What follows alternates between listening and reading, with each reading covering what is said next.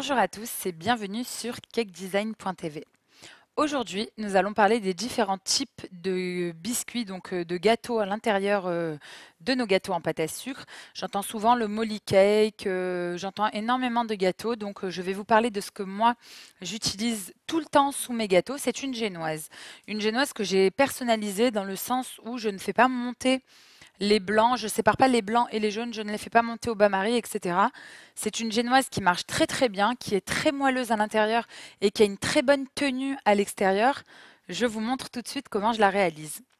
Vous aurez un tableau qui est disponible pour les quantités selon les tailles de moule en 7,5 de haut et en 10 de haut. Je le mettrai à votre disposition sur la page et sur le site. Donc, vous avez vos 4 œufs cassés au préalable. Même s'ils sont sortis du frigo, il n'y a aucun problème. Donc froid, il n'y a pas de problème, vous pouvez les mettre. Je mets mes 4 œufs. Tout de suite après, je mets mon sucre. Et je vais battre à pleine puissance. Je vais vous montrer la texture qu'ils doivent avoir après avoir été battus. Je vous dis à tout de suite. Voici nos œufs et notre sucre bien battus. Hop. Voilà. Donc vous voyez, ils ont vraiment une texture, ça s'appelle blanchir les œufs. Ils ont une texture très mousseuse et c'est très très blanc. Donc c'est parfait pour la génoise. Je vais prendre la farine et la verser petit à petit dans mes œufs et mon sucre et battre tout doucement. Sans faire retomber. C'est comme des blancs en neige qui sont montés. Lorsqu'on incorpore quelque chose à l'intérieur, il ne faut vraiment pas casser le fait qu'ils aient monté. Donc c'est exactement pareil pour la génoise. Et j'incorpore ma farine. La quantité pour 4 œufs est 125 g de sucre, 125 g de farine. C'est toujours la même quantité en sucre et en farine. Je mets une farine fluide. C'est très très bien comme consistance. Et je ne mets pas du tout de levure dans ma génoise. Et vous allez voir qu'elles sont nickel. Elles n'ont pas de bosse, elles ressortent super bien. Je mélange bien. Alors, la farine a une propriété d'être très lourde par rapport aux œufs et au sucre qui ont bien monté et qui sont une mousse.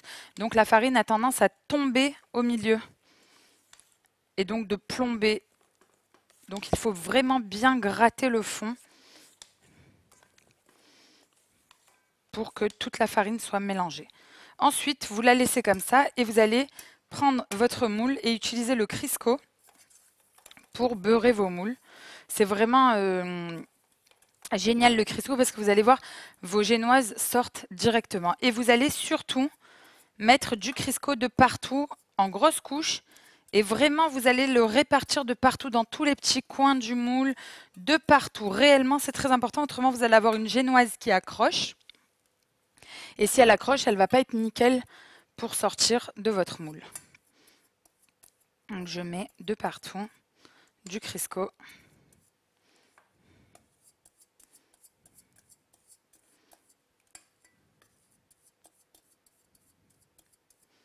Bien de partout, bien droit. J'insiste sur les arêtes en fait du gâteau qui sont le bas et donc les bords et je le mets bien droit. Avec mon pinceau, je l'applique bien droit. Vous pouvez tout à fait l'appliquer avec un mouchoir. C'est vrai qu'avec le pinceau, vous êtes sûr qu'il y en a de partout. Et surtout, j'en mets bien au-dessus que si ma génoise venait à déborder un tout petit peu, que ça ne colle pas au bord et qu'elle puisse sortir rapidement. Voilà. Oups.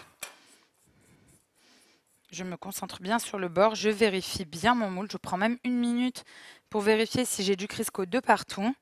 En remettre s'il n'y en a pas de partout. Et ensuite, vous allez devoir remplir votre moule aux 3/4, pas plus. Et ça aussi, j'insiste. Si vous remplissez aux 3/4, votre génoise va monter jusqu'en haut du moule.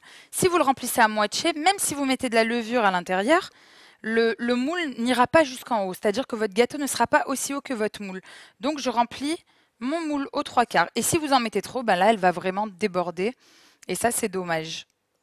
Ça dépend beaucoup de la taille de vos œufs. Moi, je mets quand même des assez gros œufs. Donc, en général, il m'en reste toujours un petit peu au fond de mon robot. Là, vous voyez, on a rempli notre moule aux 3/4. une fois que j'ai mis ma pâte à génoise, je la laisse à l'intérieur, je ne la touche plus. Et là, je l'enfourne pendant environ 30 minutes à 180 degrés. Sachant qu'il faut vraiment se fier à son four. Pourquoi? Parce que j'ai un four qui chauffe à 180 degrés, un autre qui chauffe à 185 degrés pendant 35 minutes. Ça dépend réellement de votre four. La petite astuce pour bien cuire les génoises et surtout qu'elles aient quand même un extérieur qui tienne bien et un intérieur très moelleux, c'est qu'en réalité, je les surcuis de 5 minutes. Voilà. Donc, je vous montre tout de suite après cuisson comment notre génoise doit être. À tout de suite. Nous sommes de retour où nous allons sortir la génoise du four et la démouler.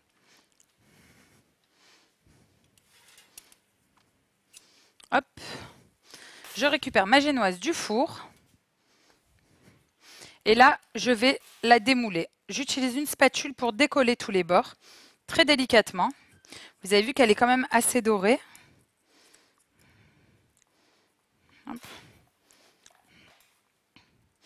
Et là, hop, je décolle tout doucement. C'est à peine collé, c'est histoire vraiment de ne pas l'abîmer à la sortie. Hop. Et ensuite, je vais la prendre, la bouger un petit peu et la retourner. Si vraiment ça ne sort pas, alors là, je vais devoir prendre ma spatule. Ça arrive et vous savez, des fois, c'est des tout petits endroits collés. Et je vais la passer de partout. Des fois, c'est juste un tout petit endroit collé. Ça peut arriver, c'est rien du tout. Voilà. Donc, je racle bien le moule et surtout pas la génoise pour ne pas que ça l'abîme. Hop. Et voilà notre génoise. Vous avez vu qu'elle a une très jolie tenue, elle est bien plate. En fait, on utilise en cake design le dessus qui est bien plat, bien le fond donc du moule, ainsi que les côtés bien plats. Vous allez voir que la petite bosse, elle va se retomber à niveau. Et là, en fait, je la laisse respirer pendant 2 heures avant de la garnir. Donc voilà la génoise. Je vous dis à très bientôt sur cakedesign.tv.